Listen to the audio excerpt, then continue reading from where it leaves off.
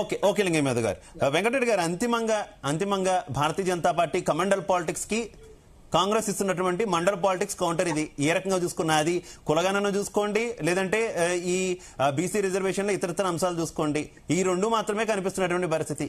ఏ రకంగా కౌంటర్ చేస్తారు? నేను ఒకటే చెప్తా ఉన్నాను. ఇప్పుడు కాంగ్రెస్ పార్టీ ఏం చేసింది? అఖిల పక్షాన్ని తీసుకెళ్ళి మాట్లాడతామని చెప్పారు. బీఆర్ఎస్ పార్టీ కానీ, లేకపోతే బీజేపీ పార్టీ కానీ, సిపిఎం పార్టీలు కానీ ఎవరిని తీసుకోకుండా కాంగ్రెస్ పార్టీ సొంతంగా వాళ్ళ మంత్రులు, వాళ్ళ ఎమ్మెల్యేలు వాళ్ళు వెళ్ళి అక్కడ ధర్నా చేశారు. ఏది జంతర్ మంతర్ దగ్గర ధర్నా చేశారు. ధర్నా చేసినప్పుడు మరి ఎవరు సపోర్ట్ చేయాలంటే కేంద్రంలో సెంట్రల్ లో ఎవరున్నారు? సెంట్రల్ పార్టీ, జాతీయ పార్టీ, కాంగ్రెస్ పార్టీ ఉంది కదా. కాంగ్రెస్ పార్టీ అధ్యక్షులు ఎవరు? లేకపోతే ఇప్పుడు ఏది ప్రతిపక్ష నాయకులు ఎవరున్నారు? రాహుల్ గాంధీ కానీ, లేకపోతే సోనియా గాంధీ కానీ, లేకపోతే ప్రియాంక గాంధీ కానీ ఎవ్వరు కూడా రాకుండా సపోర్ట్ చేయకుండా వాళ్ళు ఎందుకు పారిపోయారో చెప్పాలి. ఇదే బీసీ ధర్నా చేస్తే వాళ్ళు వచ్చి మద్దతు తెలపకుండా, మాట్లాడకుండా పారిపోయిన పరిస్థితి కనపడుతుందా లేదా? కనీసం మరి ఎకోపి ఉండి కూడా రాహుల్ గాంధీ గారు ఎందుకు రాలేదు, ఎందుకు మద్దతు తెలపలేదు ఒక్కసారి చెప్పాలి. రెండో పాయింట్ చెప్తా ఉన్నాను ఇక్కడ.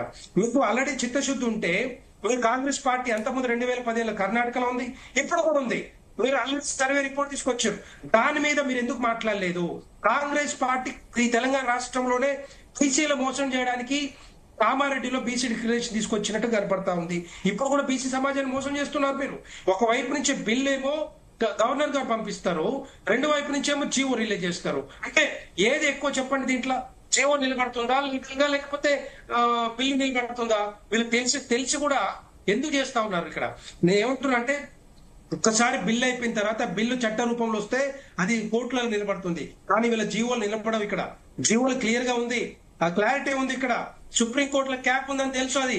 కానీ వీళ్ళు రేపొద్దున అందుకే హైకోర్టు మరి ఏది అక్టోబర్ 8 కి జడ్జిమెంట్ పోస్ట్ పోన్ చేసింది. ఆ ఓటింగ్ వచ్చే అవకాశాలు ఉంటాయి. వీళ్ళకి చిత్తశుద్ధి లేదు. నేను చెప్తున్నా ఏంటంటే, భారతీయ జనతా పార్టీకి ఉన్న చిత్తశుద్ధి వీళ్ళకి లేదు. ఎందుకు చెప్తున్నా అంటే, అది కూడా 2014 నుంచి ఇప్పటివరకు ప్రధానమంత్రి నరేంద్ర మోడీ గారు వచ్చిన తర్వాత కేంద్ర ప్రభుత్వంలో 27 మంది బీసీలని కేంద్ర మంత్రులు చేసుకున్నాం మేము. 27 మందిని, ఈవెన్ ఇంక్లూడింగ్ ప్రధానమంత్రితో పాటుగా తర్వాత 15 మంది ఎస్సీలను కేంద్ర మంత్రులు చేసుకున్నాం, 10 మంది ఎస్టీలను కేంద్ర మంత్రులు చేసుకున్నాం. అది భారతీయ జనతా పార్టీ చరిత్ర. కేంద్ర ప్రభుత్వం నరేంద్ర మోడీ గారు తీసుకున్న నిర్ణయాలు ఇవన్నీ కూడా. ఒక గిరిజన బిడ్డని మేము రాష్ట్రపతి చేసుకున్నాం, ఒక ఎస్సీ బిడ్డని రాష్ట్రపతి చేసుకున్నాం, ఒక మైనార్టీ బిడ్డని రాష్ట్రపతి చేసుకున్నాం. కాంగ్రెస్ పార్టీ ఎక్కడ చేయలే. Congress party vote bank politics కోసం ముస్లిం మైనార్టీలను వాడుకుంటూ, ఇప్పుడు బీసీలను వాడుకుంటూ బీసీలను మోసం చేయడానికి చేస్తున్న ప్రయత్నం ఇదంతా కూడా. వీళ్ళకేమో పెద్దగా ఏదో ఉండి పొద్దున ఏదో చేస్తామని కాదు. సంవత్సరాలు కొద్దిగా వీళ్ళు పరిపాలించిన ఈ కేంద్రంలో వెంకటరెడ్డి గారు, ఈ రాజకీయాలు ఎట్లా ఉంటే ఏంటి? ఈటెల వ్యాఖ్యల దగ్గరకు వద్దాం. మీ ఎంపీ ఈటెల రాజేందర్ గారి వ్యాఖ్యల దగ్గరకు వద్దాం. ఆయన వ్యాఖ్యల్ని మీ పార్టీ రాష్ట్ర అధ్యక్షులే ఆయన వ్యక్తిగతం ఆ వ్యాఖ్యలు అంటూ కూడా చెప్పినటువంటి పరిస్థితి.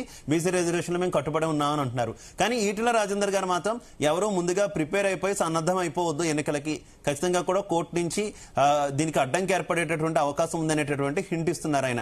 ఏంటి బీజేపీ నేతలంతా కూడా గ్రౌండ్ లెవెల్లో ఎన్నికలు సిద్ధమవుతున్నారా, లేదంటే ఈటెల గారి వ్యాఖ్యలను నమ్మి కొంత హోల్డ్ లో ఏమైనా ఉన్నారా? డెఫినెట్ గా Bharatiya Janata party already meetings కూడా పెట్టుకుంటా ఉన్నాం, సన్నద్ధం అవుతా ఉన్నాం. ఈటెల రాజేందర్ గారు మాట్లాడిన మాటలు ఏంటంటే, ఒకవేళ నిజంగానే రేపొద్దున అక్టోబర్ 8 ఒకవేళ స్టే ఇచ్చింది అనుకోండి హైకోర్టు, రేపొద్దున వీళ్ళు ఇప్పుడు ఏదైతే ఈ 8 రోజులు పండుగ పూట ఎవరైతే సర్పంచ్ అభ్యర్థులు ఎవరైతే ఖర్చు పెట్టుకుంటారో, లక్షల రూపాయలు, వేల రూపాయలు ఖర్చు పెట్టుకుంటారో, వాళ్ళు రేపొద్దున లాస్ అయ్యే అవకాశాలు ఉంటాయి. జాగ్రత్తగా ఉండండి అని ఎందుకు చెప్తున్నారంటే, ఒక మాట చెప్పొచ్చు. మహారాష్ట్ర ప్రభుత్వంలో ఎన్నికలు జరిగాక, సర్పంచ్లు అయ్యాక అక్కడ టోటల్ గా హైకోర్టు స్టే ఇచ్చి క్యాన్సిల్ చేసింది. రీఎలక్షన్ కండక్ట్ చేయమన్నది. విదిన్ ద 50% క్యాప్ లో మళ్ళా రిజర్వేషన్లు ఇచ్చి కండక్ట్ చేయమన్నది. అది దృష్టిలో పెట్టుకొని మాట్లాడుండొచ్చు. అందుకనే ఏంటంటే చాలా మంది కష్టపడి సంపాదించిన డబ్బులు వృధాగా కాకుండా, ఇష్టం వచ్చిన ఖర్చు పెట్టుకోకుండా, దీనికి కొన్ని రోజులు ఆగండి, రేపు పొద్దున జడ్జిమెంట్ వచ్చాక మరి ముందు పోయే అవకాశాలు ఉంటాయని చెప్పి చెప్పుండొచ్చు. అది డెఫినెట్ గా మరి మంచి మాటే కదా చెప్పడం కూడా. సో అందుకే నేను ఏమంటున్నా అంటే, ఎట్టి పరిస్థితులు రేపొద్దున నేను కూడా లైవ్ గా చూశాను, హైకోర్టులో ఆర్గ్యుమెంట్స్ లైవ్ గా నేను కూడా చూసాను, లైవ్ ఆర్గ్యుమెంట్స్. అక్కడ ఏం చెప్తా ఉన్నారు, అంతకుముందు ఏవైతే మూడు జడ్జిమెంట్స్ ఉన్నాయి సుప్రీంకోర్టులో, ఆ సుప్రీంకోర్టు జడ్జిమెంట్స్ రేపొద్దున ఇష్యూ అవకాశాలు ఉంటాయి, కొన్ని రోజులు వెయిట్ చేయండి, ఎందుకంటే బిల్లు ఆల్రెడీ గవర్నర్ గారి దగ్గర ఉంది, రేపు ఆమోదిస్తారా లేదనేది టైం ఇవ్వాలి, 1 month అయింది కాబట్టి కొంచెం టైం ఇచ్చి స్టడీ చేసిన తర్వాత రేపొద్దున ముందుకు పోయే అవకాశం ఉంది. కానీ అడావిడిగా ఇప్పుడే ఇమ్మీడియట్ గా ఎన్నికలు కావాలి, ఎన్నికలు పెట్టాలి, రేపొద్దున మేము ఎక్కువ సీట్లు సాధించుకోవాలి, ఏదో పేరు తెచ్చుకోవాలి, బీసీలు మా వైపు ఉంటారని చెప్పి కాంగ్రెస్ పార్టీ అనుకుంటుందో అదంతా ఉత్తమాట. ఎవ్వరు కూడా వీళ్ళని పట్టించుకునే అవకాశం లేవు. వీళ్ళు ఇచ్చిన హామీలు 6 గ్యారెంటీల హామీలే తుంగలో దొక్కిరు ఇప్పటిదాకా. ఆ 3 హామీలు హామీల దాకా వద్దులేండి, మనం ఈ సబ్జెక్ట్ వరకు ఉందాము. వెంకటరెడ్డి గారు, లింగం యాదవ్ గారు తీసుకొచ్చి ఏదో డ్రామాలు ఆడుతుంది వెంకటరెడ్డి గారు ఆదరించే అవకాశాలు ఎవరు లేరు తెలంగాణ ప్రజలు. లింగం యాదవ్ గారు, కొంత ఈ రిజర్వేషన్ల గందరగోళం అలాగే ఎన్నికలకు సంబంధించి